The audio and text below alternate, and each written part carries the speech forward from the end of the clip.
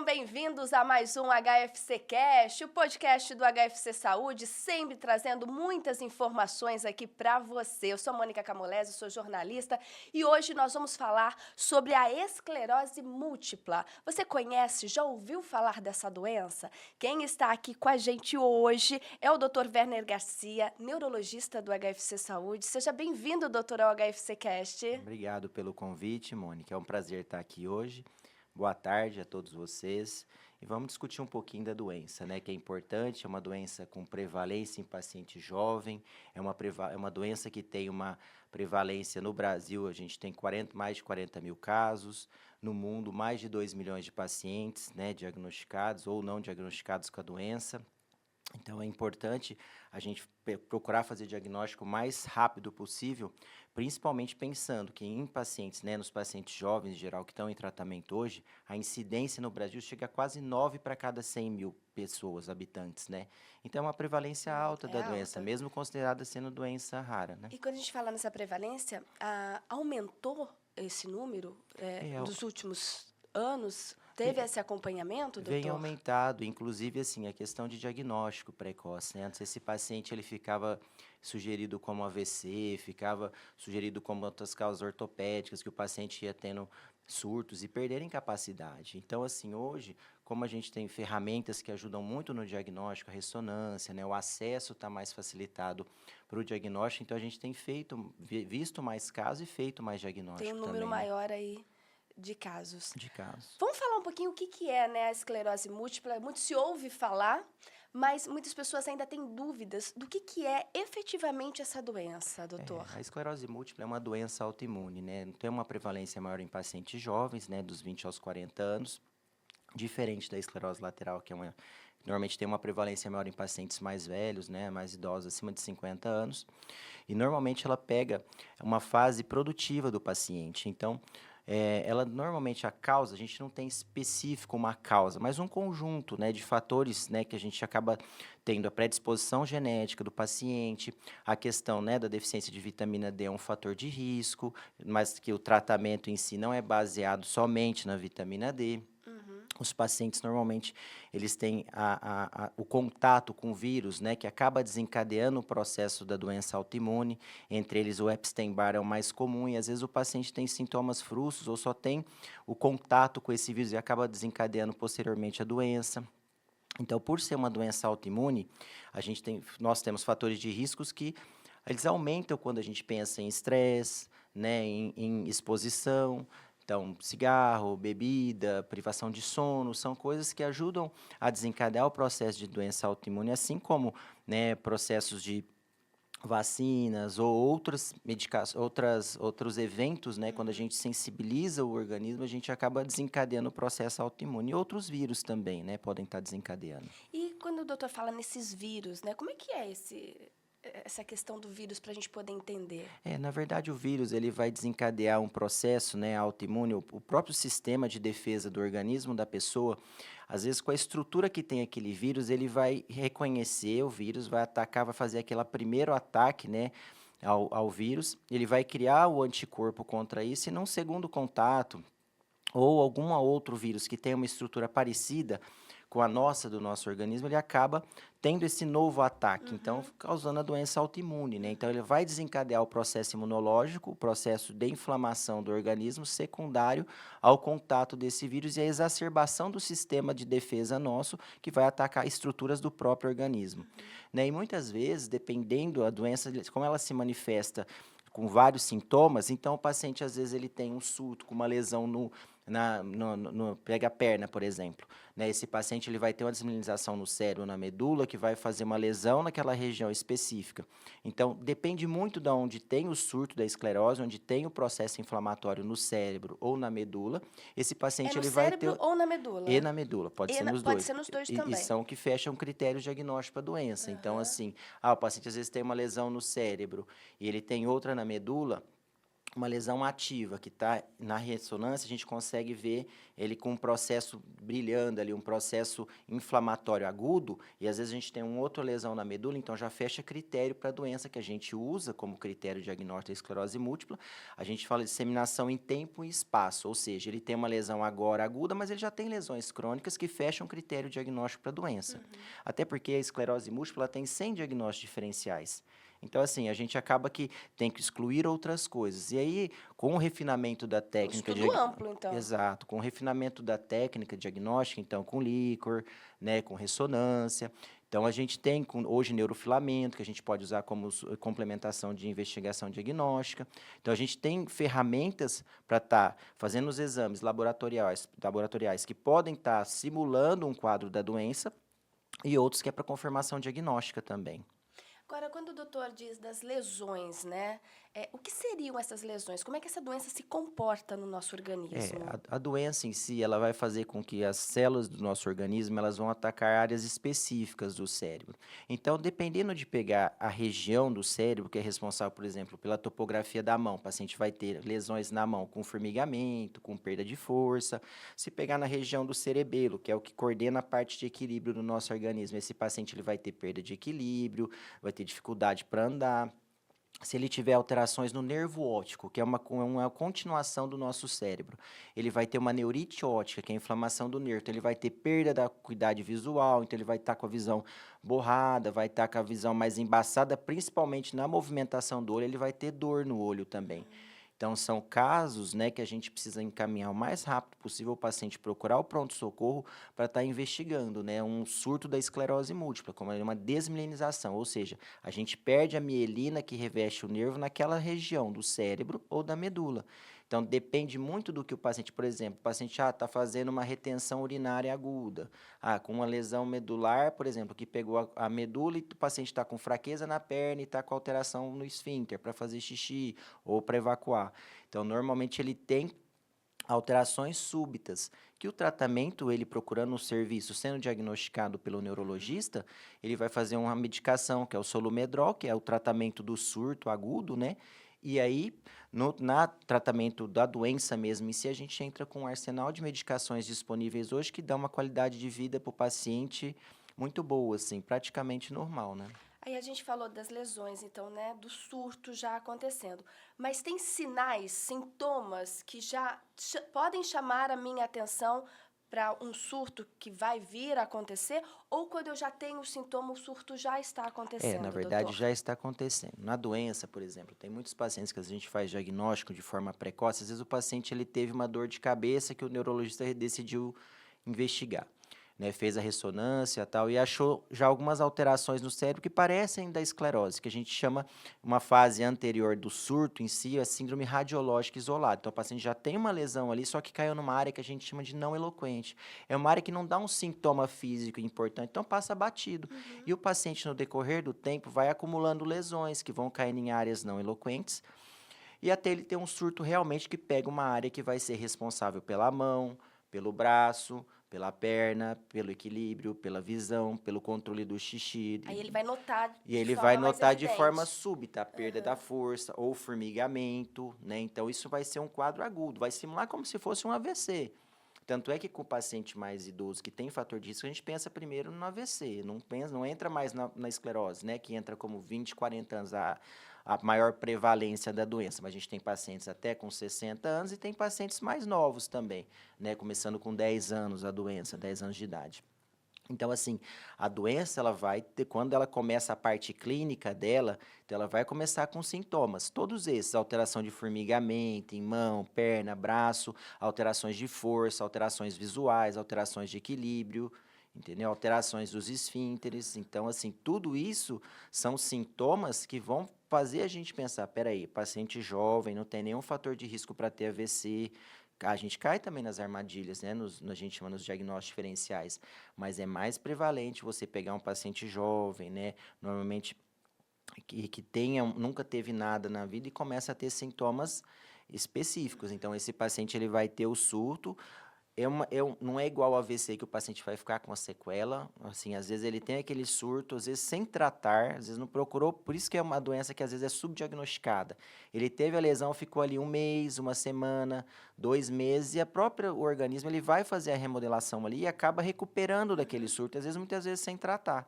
Então, por isso que aí no acumulado ele começar a ter uma carga lesional muito alta, aí ele começa a ter sintomas mais importantes. Mas normalmente, e é um fator de risco, você tem uma carga lesional mais alta, você ser do sexo masculino, a doença ela tem um prognóstico pior, né? Então, assim, quando a gente pensa nos sintomas em geral, o paciente ele tem que procurar o pronto-socorro para a gente fazer essa investigação. E aí poder falar assim, não, realmente isso aqui é esclerose múltipla, o paciente às vezes tem sintomas, né, principalmente os sintomas de sensibilidade, que cometem face, mão, é muito comum também nas crises de ansiedade, que também Que é é um tipo um Exatamente, formigamento. formigamento, então que ajuda a anestesia. Então o paciente sente isso também nas crises de ansiedade, lógico. A gente sempre tem que pensar primeiro na parte orgânica, para depois pensar nessa parte psicológica ou psiquiátrica, né? Então a gente sempre investiga. A doença, ela foi sempre caracterizada por muitos anos como uma doença da substância branca do cérebro, né? Então, que a gente aqui, quando a gente ia estudar o anátomo morfológico do paciente que faleceu, a gente ia pegar a peça ali, o cérebro, a gente chamava doença de placas, que a esclerose múltipla significava, né? E hoje a gente vê que o comprometimento dele é muito mais importante, pegando a parte de substância cinzenta, com alterações de ansiedade, depressão, que podem vir junto aí no pacote dos sintomas da doença. Déficit cognitivo, né? Às vezes a gente tem medicações que ajudam principalmente nessa parte. Tem paciente que às vezes ele tem uma perda, né, cognitiva, igual o paciente que não tem a doença, ele vai ter uma perda de 0,7% de neurônios ano aí, vamos por assim, né? Milhões de neurônios. Mas assim, nós temos mais de milhões, só que o paciente que ele tem a esclerose, ele vai perder 0,4% de massa neuronal em relação ao paciente que não tem, que é 0,7 normalmente, né? 0,7 de Nessa esclerose e 0,4 o comparação. paciente Tá. normal quando ele não tem a doença. Então, assim, tem que ficar atento para fazer o diagnóstico precoce o mais rápido possível, né? Precoce mesmo, né? E não assim, pensar que os sintomas, principalmente motores, sintomas de equilíbrio, que o paciente ele que não é nada, que vai recuperar. Então, sempre. Hoje, muitas vezes a desculpa é hoje eu não me alimentei bem, hoje o dia tá muito corrido, por isso que Exatamente, eu a tô pressão sentindo tá baixa, pressão tá entendeu? baixa. Eu Então, tenho uma amiga, como comentei com o doutor, que foi diagnosticada com a esclerose múltipla e ela bateu o carro 2 vezes por falta de atenção. E ela também não sabia explicar por quê. E o que foi que levou ela para o médico foi uma queda de pressão. Ela achou que era uma queda de pressão, a visão foi ficando turva, e aí ela foi parar no hospital e aí veio o diagnóstico. Mas já tinham sintomas anteriormente que ela não prestou é, atenção e não deu devida importância, Porque né? vê, por exemplo, Mônica, um sintoma que é muito comum que às vezes as pessoas não dão é a questão da fadiga na doença. Então, o paciente que tem esclerose múltipla, ele tem mais fadiga. Então, ele vai fazer um exercício, ou vai para o calor, ou toma banho no sol quente, na água quente, ele vai ter sintomas de fadiga, vai ficar mais cansado. Então, assim, nós temos que prestar atenção nos sintomas que não são como característicos só da doença, os que todo mundo está vendo, visão, Uhum. força, equilíbrio, né? Nessa parte da direção, por exemplo, o paciente ele perde um pouco na questão da visão, da distância, ele perde a capacidade de diferenciar a distância de um carro para o outro, ele tem alterações no nervo óptico que embaçam, então assim, essa questão da fadiga, então o paciente ele confunde um pouco às vezes falta de ar, a questão do cansaço com a fadiga, entendeu? Então, nós temos sempre que orientar o paciente. Não, tem um sintoma diferente do habitual, começou de quadro, está persistindo esse sintoma e foi súbito, nós temos que investigar, entendeu? Não só da esclerose múltipla, mas de outros diagnósticos diferenciais também, né? E quando o doutor disse que a prevalência maior da esclerose múltipla é nos jovens, por que, doutor? Tem uma explicação para Porque isso? é o período que a gente está mais exposto, né? O idoso ele já tem mais anticorpos formados, então assim, já é um paciente que ele já teve uma seleção. E a criança, por exemplo, ainda está em formação, então por isso que a prevalência pega o paciente adulto jovem, né, nessa faixa de 20 a 40 anos. De 20 a 40 anos. Agora, quando a gente fala no avanço do tratamento, A gente olhar lá 10, 20 anos atrás, né, já se tinha diagnóstico. Mas para hoje, doutor, o que mais que o doutor assim vê de mudança e de melhora, né, significativa no tratamento?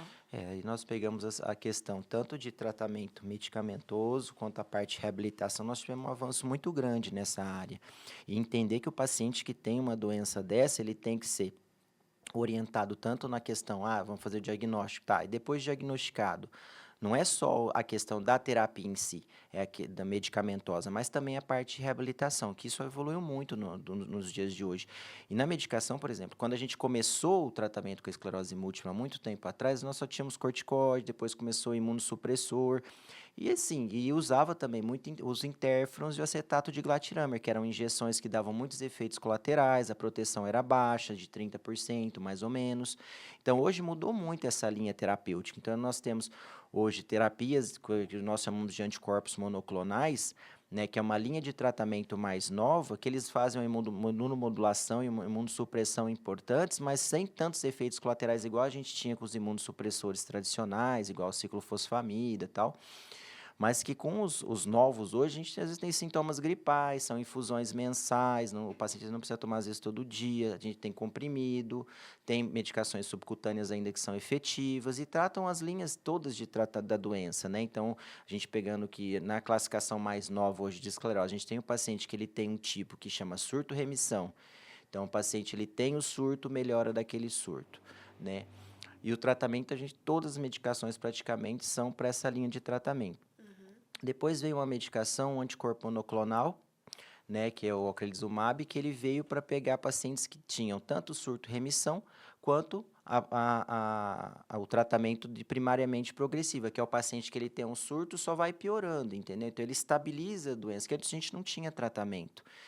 E a terceira linha que a gente hoje vê, que hoje é da classificação, que o paciente que estava evoluindo e não estava tendo atividade da doença, a gente chama de secundariamente progressiva. Ela é mais lenta, ela vai indo devagarzinho, e no paciente não tem mais surtos agudos. Agora tem a secundariamente progressiva com atividade. Então, é o paciente que ainda tem surtos eventuais da doença com menos frequência do que o surto-remissão, mas a doença está progredindo de forma lenta, entendeu? Nós não temos uma cura específica para a doença, mas as medicações hoje, elas mantêm os pacientes estáveis, do ponto de vista da gente pensar que ele tem boa qualidade de vida. Então, muitos pacientes que a gente acompanha hoje com os tratamentos, a gente fala de terceira, quarta linha, hoje viu-se que pela mudança do protocolo, que os pacientes precisavam entrar com medicações mais agressivas nesse ponto, porque o paciente ele fica mais estável por mais tempo, a gente diminui o risco dele acumular uma carga de lesão muito alta.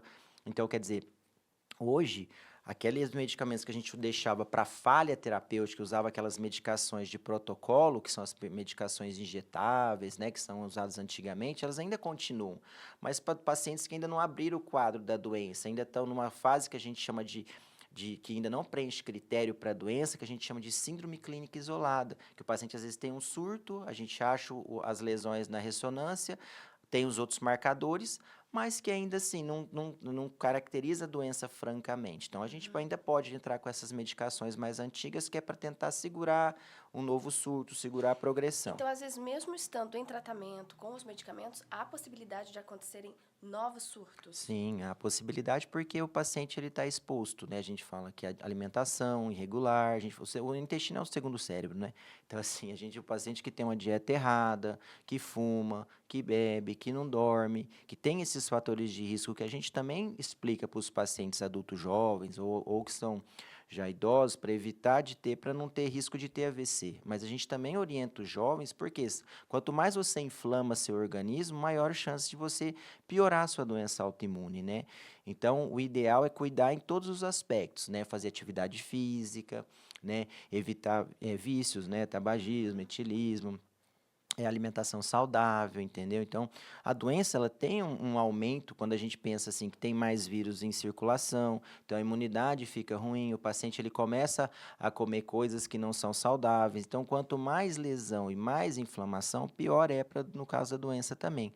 E ao contrário também é verdade. Quando a gente controla a parte autoimune, quando a gente faz atividade física, dorme bem, alimentação saudável, o paciente ele tem uma maior estabilidade dos sintomas da doença. Então, há a possibilidade de viver uma vida normal, Normal. mesmo com o diagnóstico da doença e em tratamento. Isso, a gente tem pacientes desde diagnosticados desde os 14 anos até pacientes ainda com acompanhamento com 60 anos, entendeu? Então, assim, e pacientes que estão levando uma vida. Quem às vezes demorou mais tempo para tratar, que usava terapia medicamentosa anterior, né, que ficou muito tempo sem diagnóstico, eles acumulam já uma carga lesional. Agora, os pacientes que estão mais novos, que a gente está dando o tratamento mais cedo, esses pacientes têm evoluído bem, mantendo uma qualidade de vida saudável, uma vida praticamente normal. E o doutor que está, né, no meio, é especialista, o diagnóstico tem sido mais precoce? Assim, as pessoas têm se atentado mais por conta da informação, doutor? Hoje sim, eu acho que a informação ela veio para melhorar muito essa parte, né? Então, assim, hoje com o WhatsApp, com internet, com tudo que a gente tem de ferramenta disponível nos meios de comunicação, com campanhas. Hoje a Associação Brasileira de Esclerose Múltipla, né, ela faz campanhas, a gente tem vários eventos nesse período na época da esclerose múltipla. Então, o público quando, pelo menos assim, na dúvida, vai investigar, entendeu? Então, o diagnóstico ele tem sido mais precoce mesmo. E assim, a gente vê que pelo menos o paciente ele vai mais atrás, não pensa daquele jeito igual antigamente, vai passar, isso aqui não é nada, entendeu? Então, assim, melhorou muito a questão de diagnóstico, as ferramentas que nós temos hoje também para diagnóstico precoce melhorou bastante, né? Hoje ainda o que a gente tem algumas limitações é que a questão do acesso à imagem, né? Então precisa ser ressonância, a tomografia ela não consegue ver o que a ressonância vê. Então esses pacientes eles precisam fazer ressonância para a gente ver com mais detalhes as lesões, até para critério diagnóstico a tomografia não entra. Entendi. Então tem que ser A ressonância mesmo. que é a indicada. Exatamente. O exame indicado. Agora, o doutor falou no início sobre a esclerose lateral, que atinge mais os idosos, e a múltipla, os jovens. A diferença está só na idade ou não? Tem Não, outras diferenças para a gente poder entender? Vamos fazer um parênteses só para a gente poder... Pode ser que tenham pessoas que estejam nessa dúvida aí. Na verdade, assim, a diferença que a gente vê não é só a idade. A gente tem pacientes casos mais raros que eles têm doença do neurônio motor, que é a esclerose lateral.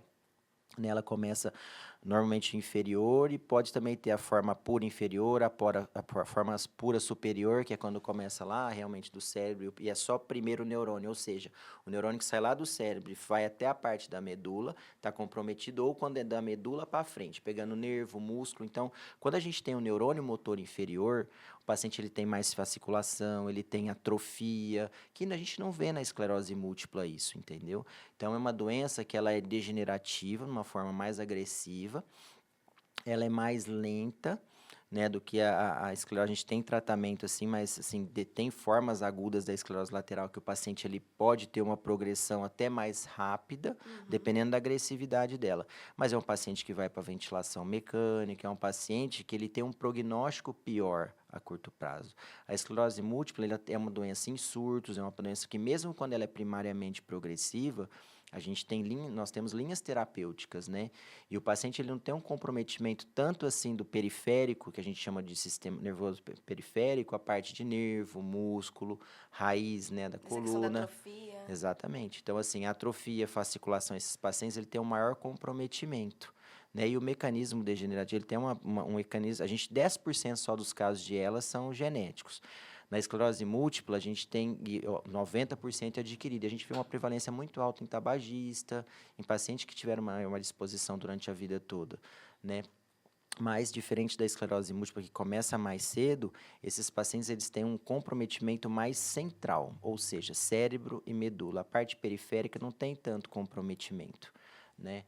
E assim, quando tem o paciente da esclerose múltipla, é um paciente que às vezes ficou sem tratamento, sem reabilitação, diferente da esclerose lateral, que esse paciente ele vai progredir com maior comprometimento, por exemplo, da parte respiratória, né, que a gente não tem na esclerose múltipla. Já na lateral. Exatamente, na lateral a gente tem dificuldade para deglutir, tem dificuldade para respirar, tanto é que o prognóstico depois, nos 3 anos, tem pacientes que acabam evoluindo para traqueostomia, para uso da ventilação mecânica, a gente não vê isso na esclerose múltipla. E muitas vezes foi uma múltipla que não foi tratada, não foi diagnosticada e acaba se tornando... Não.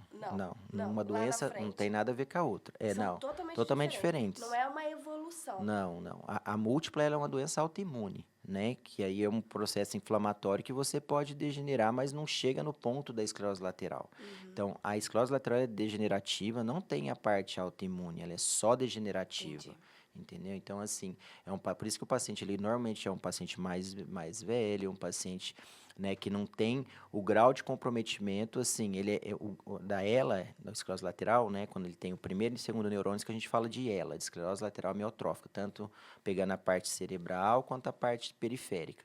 Então, esse paciente, ele tem mais complicações clínicas, ele tem mais atrofia, ele tem mais fasciculação e uma doença é independente da outra, uma não vai virar outra. Quem tem múltipla, quem tem esclerose lateral tem a esclerose lateral. O diagnóstico da esclerose lateral amiotrófica é com eletroneuromiografia, exames de imagem, né, do cérebro, quando já está numa fase mais evoluída, ou estudo genético. A esclerose múltipla, a gente faz diagnóstico com líquor, faz diagnóstico com ressonância, que hoje, pelos critérios, a ressonância é fundamental, pelos critérios que a gente usa de McDonald's a partir de 2019, ela é o que a gente vai balizar a questão de diagnóstico de imagem. Então, é um paciente que a gente vai fazer a ressonância e ele vai mostrar lesões desmielinizantes, ou seja, vai estar aquelas placas inflamadas em cérebro e medula que a gente não vê na esclerose lateral. Muitas vezes você vai conseguir fazer diagnóstico da esclerose lateral quando pega o cérebro, quando já está numa fase mais avançada, que você tem hipersinal, uma lesão do sistema nervoso central, as fibras, né, vão estar evoluindo com degeneração. Aí você consegue ver. Mas se não, o diagnóstico é com eletromio para a gente ver a parte periférica, né, com atrofia, fasciculação, diferente da esclerose múltipla, que não tem muitas das vezes comprometimento da parte de deglutição e respiratório, né? A esclerose múltipla pode ter pacientes que tenham, às vezes, dificuldade de engasgo, algumas coisas assim, até pode ter, mas é muito difícil. Então, é mais raro. É mais raro o comprometimento bulbar que a gente fala, a não ser que seja uma lesão desmielinizante que pegou uma região ali do tronco cerebral, né? Aí sim a gente pode ter alguns sintomas parecidos, mas assim, normalmente ela tem uma progressão mais rápida, paulatina, a gente não tem surtos e remissão como a esclerose múltipla e ela é totalmente degenerativa, a gente não tem doença autoimune associada. E falando da esclerose múltipla, quando a gente fala de jovens, após esse diagnóstico, doutor, esse acompanhamento psicológico, o preconceito, muitas vezes, quando as pessoas ainda não entendem o que é essa doença, como é que é? Qual que é esse acompanhamento, seja da família, psicológico? Ele é extremamente importante também para o tratamento? Também. Ele faz parte da reabilitação que eu te disse, né? Não só o tratamento medicamentoso, mas a parte de fisioterapia, terapia ocupacional para adequar a função, psicoterapia para ajudar na parte, né, do paciente que normalmente tem um primeiro impacto, tem esclerose múltipla, aí já relaciona com ela, acha que já vai morrer, vai perder funcionalidade, não é bem assim. Então, a psicoterapia vem para complementar essa parte para o paciente ficar mais tranquilo, entender o processo dele de doença, entender o processo, né, que ele vai passar.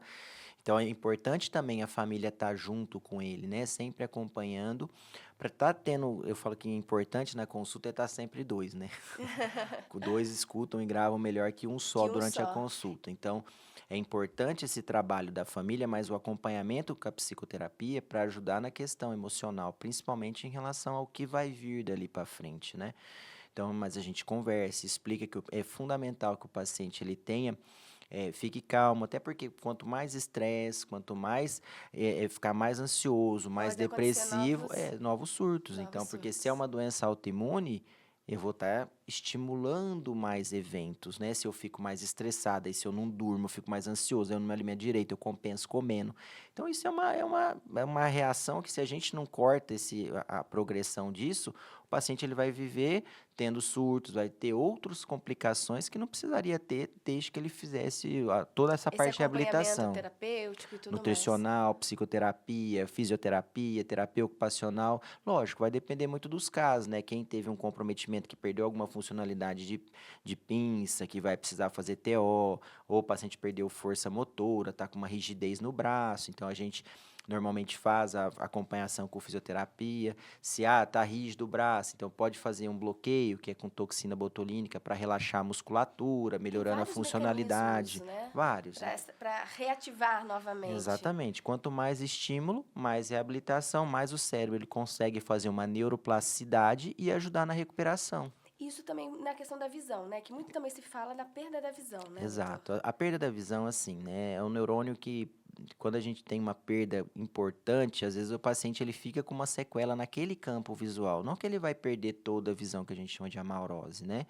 Que ele vai ficar sem enxergar nada, mas tem pacientes que, com a progressão, a gente sempre tem que investigar outras doenças desminimizantes que são graves também, por exemplo, né, neuromielite ótica, que faz ter perda de visão bilateral. Normalmente a múltipla você tem uma neurite ótica unilateral, diferente da neuromielite ótica, que normalmente você pode ter comprometimento das duas visões ao mesmo tempo. Assim como o MOG também, que é uma outra doença autoimune desmielinizante, que também faz a mesma coisa. Então, sempre pode ser tanto unilateral quanto bilateral, MOG. Uhum. Então, na esclerose múltipla, o paciente ele tem uma, assim, normalmente é uma neurite ótica unilateral. Então, sempre que é especialista que trabalha com a doença, normalmente a gente sempre tenta pensar em diagnósticos diferenciais para não ter uma surpresa mais para frente, porque o tratamento muda. Então, assim, de uma doença, que nem do neuromielite ótica, o tratamento já é com imunossupressão, já muda, entendeu? É diferente dos tratamentos da esclerose múltipla. Entendi. MOG também. Então, assim, a gente tem que sempre estar atento na questão dos anticorpos, né? Quais anticorpos pedir para diagnóstico, ressonância, né? A questão do líquor também é um item importante. Então, sempre estar atento para os diagnósticos diferenciais na doença. E quando a gente fala, mesmo em tratamento, podem acontecer novos eventos, né? Mas há a possibilidade de não acontecer mais? Tem pacientes que estão com terapias, né, de alta potência, que a gente chama, né, que com esses anticorpos monoclonais, que eles estão estáveis, entendeu? Estão muito tempo sem ter surto. E quando o paciente ele sente alguma coisa diferente, normalmente ele já nos procura. E aí nós tentamos fazer o diagnóstico aquela falha, aquele surto que ele teve. E aí nós tratamos com o corticoide, né, com o imunossupressor, que a gente faz no hospital por 3 a 5 dias, e depois ajusta a terapia. Normalmente a gente considera falha quando o paciente tem mais de 2 surtos no ano, aí já compensa a gente pensar em ver uma outra terapia para tentar substituir, né? Então, assim, o que na esclerose a gente fala, tem que acompanhar o paciente. Às vezes o paciente está evoluindo e você não está percebendo, ele não está tendo surto clínico clássico, está tendo lesão disso, mas ele está piorando a memória, ele está tendo outras coisas que você tem que ficar prestando atenção para ver se realmente não está progredindo a doença. Porque hoje até tem outros conceitos na esclerose múltipla, né? Os últimos congressos que a gente tem visto, outros conceitos de PIRA, né? Que é o paciente com progressão da doença sem novos surtos, entendeu? Então, assim, Então a doença continua progredindo, mas não tem o surto efetivamente efetivo, é o surto acontecendo. que vai chamar o paciente para te levar de novo para o consultório para fazer para fazer com que ele vá atrás ou mantenha o tratamento corretamente. Então, eu falo, paciente de esclerose, a gente sempre tem que estar acompanhando o paciente que a gente consegue, às vezes, manter ele 6 meses, mas é efetivo você ficar sempre nas conversas, sempre nas consultas, está orientando, ó, se tiver alguma coisa diferente, tudo, vamos, você me avisa, a gente vai atrás para poder pesquisar se não tem nada novo. Com alguém piora da memória, piora da fadiga, a marcha dele está pior, entendeu? Às vezes não teve o surto, mas ele está com a marcha mais lenta, então está progredindo, nesse então a gente tem que rever a medicação. Doutor Werner Garcia aqui com a gente, neurologista. Imagino que você também deve estar perguntando aí, meu Deus, eu já senti formigamento, eu já senti dificuldade. Será que eu tenho que procurar um neurologista até para a gente levar essa informação, mas sem assustar, né, doutor? O que a gente tem que realmente se atentar? Quando eu devo realmente ir em busca de um neurologista para buscar fazer uma ressonância, para ver se eu tive ou não algum surto, até para não deixar as pessoas, né, nervosas, mas que entendam sobre essa doença e possam levar essa informação adiante. Como é uma doença autoimune, com uma prevalência em paciente jovem, sempre temos que pensar assim, é uma coisa aguda, é um surto agudo. Eu já tive história de tontura antes, ficou como diagnóstico de labirintite, mas não ficou tão certo assim, aí melhorou depois de um tempo. Agora eu estou tendo formigamento, agora eu estou tendo alteração de visão. Então, assim, são sintomas que vão pegando vários sistemas. Não é, por exemplo, o paciente às vezes, eu tive uma crise de ansiedade e formigou meu rosto, ou formigou minha mão. Não, aí a gente normalmente avalia, vamos ver como é que. Normalmente, nesses casos, a pessoa já fica preocupada e vai no pronto atendimento, né? Mesmo Aham, que seja uma crise de ansiedade. Mas a gente já viu muitos casos que o paciente às vezes tem também e é do fundo da doença, né? Então, assim, sempre que o paciente ele tem um evento novo, que está persistindo, né, por mais de 24 horas, e esse é o critério do surto, ele tem que durar mais de 24 horas. E aí, que quando o paciente tem o surto, não é uma coisa igual ao AVC, que nós temos uma janela de 4 horas e meia, que eu tenho que correr porque eu tenho que ir lá fazer o remédio para poder reverter, para o uhum. paciente não ficar com sequela. Não, diferente do AVC, a esclerose múltipla, ela tem que fechar critério de 24 horas. Lógico, se o paciente ele tem fator de risco para AVC, colesterol alto, triglicérides alto, diabetes, hipertensão, nós temos que ir primeiro no pronto-socorro pensando na doença mais grave, né, que tem tratamento mais agudo. A esclerose múltipla, ele vai durar mais de 24 horas. O paciente, às vezes, já teve uma história prévia que não deu muita atenção, de tontura, perda de sensibilidade, perda de força, perda visual, alteração. E, às vezes, ele está com alteração de esfíncter, não está, às vezes, conseguindo segurar a urina no paciente jovem. Isso aí não é comum, entendeu? Está com obstipação persistente, também não é comum. Então, nós temos que o paciente, teve turvação visual que persiste, nunca teve nada. Então, temos que, normalmente, pronto-socorro para fazer a investigação, né? Para começar essa investigação. Doutor, receber o diagnóstico de esclerose múltipla, o que o doutor tem a falar assim, para um paciente que acabou de receber, que está, às vezes nunca tinha ouvido falar ou não entendia e está com esse batalhão de informação assim na cabeça dele agora, com medo, obviamente, né? Eu, eu falo que esse é o outro lado ruim da ferramenta, entendeu? Porque se a gente colocar aqui na internet, é um turbilhão de Então, informações, a gente não sabe onde acreditar. Portanto, nós temos o HFC Cast com profissionais renomados aqui que estão trazendo informações para nos orientar sobre essas doenças. O que o doutor teria a dizer de orientação mesmo para uma pessoa que acabou de receber? Primeiro que vem o impacto, né? Eu tive uma pessoa conhecida, né, do meu convívio, o impacto. Primeiro ela achou que era uma sentença de morte e que ela ia perder a visão, que ela ia deixar de andar. Então, aquele monte de informação que você encontra na internet. E aí, quando você conversa com o especialista, você vai entendendo que hoje tem esse controle, que é possível conviver, ter uma vida saudável, né, mesmo com a doença. Eu queria que o doutor falasse o que o doutor diria para essa pessoa que acabou de receber, que está aí confusa, né, e com então, eu medo. falo assim, primeira coisa, mantenha calma. Segunda coisa, a internet, ela tem as suas vantagens, mas tem suas desvantagens. Então, como é aberto, cada um pode escrever o que quer lá, então você vai ver muita bobagem, paciente, que vai para cadeira de rodas, que vai, que não vai, vai ficar cego. E na verdade, assim, o paciente ele tem os surtos e tem a remissão. Igual eu disse, às vezes o paciente ele tem um surto, ele vai recuperar muitas vezes sozinho, ou a gente sabendo que o paciente tem a doença, ou já procurando o serviço de emergência, vai ser feita a medicação para poder reverter o sintoma. Então, assim, necessariamente, você acabou de ter o diagnóstico da doença, procurar o especialista que vai te orientar que, é uma doença que ela é autoimune, então nós vamos investigar as causas. Hoje os tratamentos não são iguais de antigamente, então o paciente ele tem uma qualidade de vida muito boa. Então, desde que faça desde que faça o segmento corretamente, que tome as medicações corretamente, esse paciente ele tem uma qualidade de vida saudável. Inclusive antes, o paciente que tinha esses tratamentos anteriores, eles tinham que andar com uma térmicazinha por causa das injeções, tal. Hoje não, a gente Não melhorou precisa mais muito a disso. qualidade de vida.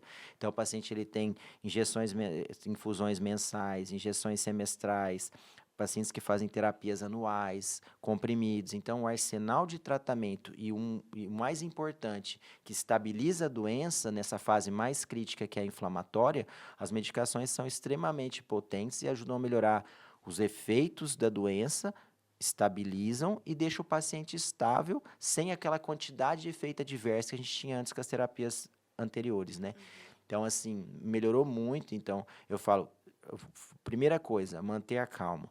Segunda, procurar o especialista para estar te orientando com o tratamento, para estar te orientando a reabilitação, para estar te orientando com informação, porque muitas vezes essa informação, a gente tem muita informação, mas muita informação que não é verdadeira, muita informação que virou assim, como a internet é fácil acesso, então muitas vezes as pessoas acabam não checando essa informação. E aí, quando a gente vai em sites que são médicos, né, normalmente PubMed, esses sites que são pagos muitas vezes, mas que tem o escolar acadêmico no Google, que você entra lá e procura pelos artigos das universidades, eles são mais fidedignos do que esses que são abertos, né? Porque normalmente assim, aberto é qualquer um que escreve o que Uhum, quiser lá. uhum. Então, hoje a gente não tem toda essa incapacidade que a gente tem. Então, o paciente ele tem que procurar manter a calma, fazer o tratamento correto, reabilitação e manter a calma. O resto a gente vai ajustando, até porque assim, a doença ela tem um ótimo controle, entendeu? Não é igual antigamente. Hoje nós temos terapias que são muito boas, muito efetivas, com poucos efeitos adversos. E para a gente finalizar, a gente falou, né, de terapias, o doutor que participa de vários congressos, vem coisa nova ainda por aí, doutor? Tem lançamentos aí para a gente pensar em melhorar ainda mais essa qualidade de vida, o acompanhamento dessa doença? Sim, hoje tem terapias que nós estamos sempre no congresso, no BC Trins aqui Uhum. no Brasil, tem congressos fora que nós acompanhamos também. A questão de terapia para esclerose múltipla é uma doença que tem no mundo inteiro, uma prevalência em pacientes também nórdicos, né? Então, eles têm interesse na pesquisa, na investigação de outras terapias, e está vindo várias terapias novas, né? Anti-BTK, que é uma terapia mais nova, que ela faz tanto o tratamento, tanto no sistema fora quanto no sistema nervoso central, com modulação de dos autoanticorpos. Então, assim, nós temos linhas terapêuticas hoje que estão vindo aí que são surpreendentes na questão de controle de doença e também na questão de melhora do prognóstico desses pacientes.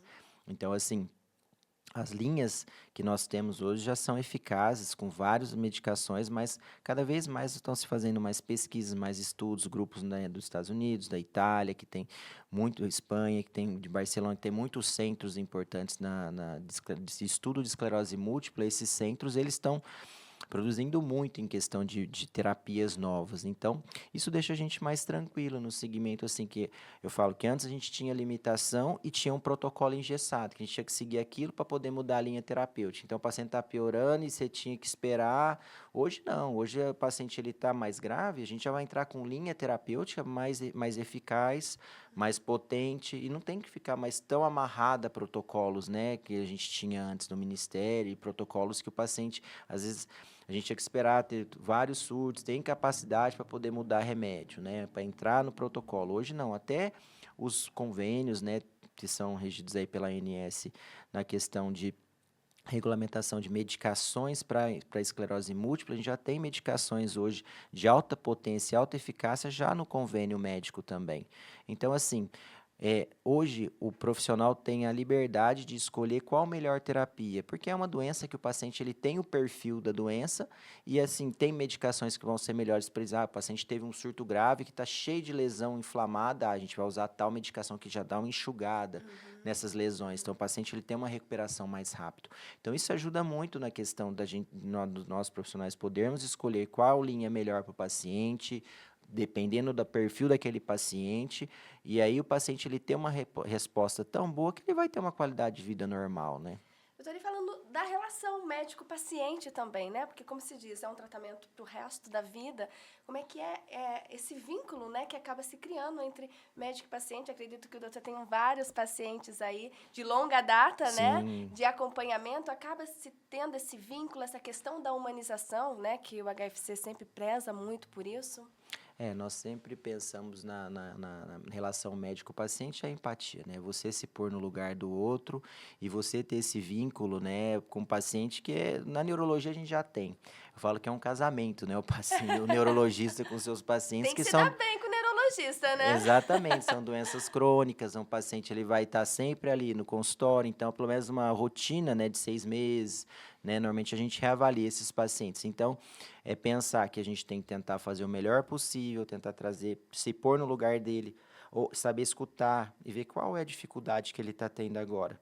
Para a gente poder tentar pensar num plano de ação para poder resolver aquilo que ele tá, aquela queixa principal que ele está trazendo ali, porque como a doença ela tem essa questão de ter um surto e ter remissão, às vezes ainda no começo ali do tratamento não deu tempo da medicação fazer fazer o nível terapêutico adequado. Então ele ainda pode ter alguma falha ali. E a gente identificando isso, tratando logo essas falhas, o paciente ele evolui de forma satisfatória. E a gente pensar que aquilo ali é um vínculo que vai ser por longo prazo, entendeu? Às vezes eu falo assim, você quer ter uma segunda opinião? Vai ter a segunda opinião sem problema nenhum. Acho que a gente tem que ser humilde e saber aceitar que tem outros colegas que trabalham na área, que são muito bons também. Então, muitas vezes falam, não, pode continuar com o seu médico lá, que é isso aí. É bom ter um médico na cidade que te dá o suporte. E se precisar de alguma coisa, a gente está aqui. Como aconteceu com vários. Então, a gente, assim, tem que fazer os protocolos, seguir as orientações certinhas e se pôr no lugar do paciente. Que às vezes o que está faltando hoje realmente é escutar o paciente. Então, esse vínculo médico, essa relação médico-paciente, ela é importantíssima até para o paciente se sentir seguro e poder seguir o tratamento sem dúvida. Falar, não, realmente é isso, eu estou bem por causa disso, eu vou continuar assim. E caso eu tenha alguma outra coisa, eu falo assim para os pacientes, eu deixo meu e-mail com eles. Então, se tem algum problema assim, a gente fala, lógico, as urgências têm que ir para o hospital, mas as coisas que são de acerto, às vezes de a gente alinhar, eu acabo dando o e-mail e a gente vai ajustando as pequenas coisas que tem que Isso dá uma alterar. segurança e tanto, né, para esse Exatamente, paciente, porque ele está respaldado ali, junto exatamente. ao profissional médico, né, que É, acaba criando esse e vínculo. mais os contatos que ele tem do consultório, né, WhatsApp, etc. Então, assim, é uma relação que nós temos sempre que pensar que os dois têm que continuar, né, cada um ali com a sua obrigação, cada ali com a sua responsabilidade no tratamento, né? Então, é importante manter esse vínculo, que é o que mantém a qualidade de vida do paciente e mantém a qualidade do serviço também, né? Acaba virando até amigo, né, doutor? Exatamente. Doutor Werner Garcia, para a gente finalizar, por que o doutor escolheu a neurologia? Eita, uma pergunta. Mas a gente sempre tem casos na família, né? Então, assim, quando eu estudava as outras, eu falei assim, no começo você quer fazer tudo. Não, vou para essa área. Aí você passa nessa especialização ou nessa outra. Mas a neurologia é uma área que, assim, antigamente a gente pensava só no bonito diagnóstico e não tinha nada para fazer. Hoje melhorou muito essa parte. Então, na faculdade mesmo, a gente já foi pegando os progressos, depois na residência. Então, é uma área, assim, que sempre me atraiu, porque eu tinha alguns problemas familiares, via que tinha uma enxaqueca que era uma prevalência muito alta, tinha outros distúrbios psiquiátricos que têm uma relação muito tênue entre a neurologia e a psiquiatria. Então, o interesse na neurologia é que assim, é uma área fantástica, tanto para a parte central quanto periférica, a gente tinha muita coisa para explorar, ainda tem muita coisa para explorar. Então, é a questão do raciocínio lógico, raciocínio matemático, praticamente, né? Que você tem que pensar isso aqui, o diagnóstico sindrômico, o diagnóstico topográfico. Então, é uma disciplina assim, que é fantástica e você poder entender que outros mecanismos podem estar levando a doenças neurológicas. Então, hoje eu falo, quem pensa clinicamente e depois neurologicamente consegue fazer mais diagnósticos. Os diagnósticos diferenciais tem vários e acabam todas. Igual uma simples infecção urinária no idoso, vai ter confusão mental. E aí você tem que procurar a causa. Né? Então a gente fala assim, muitas de doenças que podem levar a quadros neurológicos, elas têm, muitas vezes, comprometimento de outras doenças clínicas. Então é diagnóstico, o AVC mesmo. Né? Se a gente for pensar em AVC, as causas são clínicas, diabetes, pressão alta não controlada, apneia do sono. Então, você pensa que, eu fiz clínica, né? Depois você vai para a neurologia, você vê que tem tanta coisa, você fala, não, eu quero eu quero a neurologia, aqui é onde eu vou sabe, eu gosto de ver a parte de nervo, de músculo, para poder entender o cérebro, a Mas é medula. montar um Então, quebra-cabeça mesmo, né? exatamente, é uma área de ampla e uma área de conhecimento, assim, que é fantástica, porque a gente não fica só limitado a alguma coisa, a gente sempre tem que abrir o leque, porque senão você passa diagnóstico batido, entendeu? Então, a questão mesmo é nós prestarmos atenção no paciente como um todo, para poder pensar em diagnósticos diferenciais. Aí pensar no mais simples, depois ir para o mais rebuscado, que são as síndromes, as outras coisas, que às vezes você vai ter que fazer estudo genético, vai ter que fazer exames mais, assim, mais sensíveis para poder fazer diagnóstico, né? Mas, assim, a neurologia é fantástica, a gente consegue trabalhar em todas as áreas, praticamente. Muito bem, doutora. Eu quero agradecer, doutor Werner Garcia, participando aqui com a gente. Quero agradecer a participação. Já deixo aqui o convite, portas abertas para quando quiser voltar. Eu sei que a neurologia é ampla, como o doutor acabou de falar. Tem muitos assuntos que a gente pode tratar e trazer, levar informação para o nosso público. Obrigada, doutor. Obrigado, eu que agradeço, Mônica. Muito obrigada. E obrigada a você que nos acompanhou. Lembrando que você pode acompanhar os outros episódios com várias informações também sobre a sua saúde, o seu bem-estar, no nosso canal do YouTube, no HFC Saúde e também pelo Spotify. Muito obrigada e até a próxima. Tchau, tchau.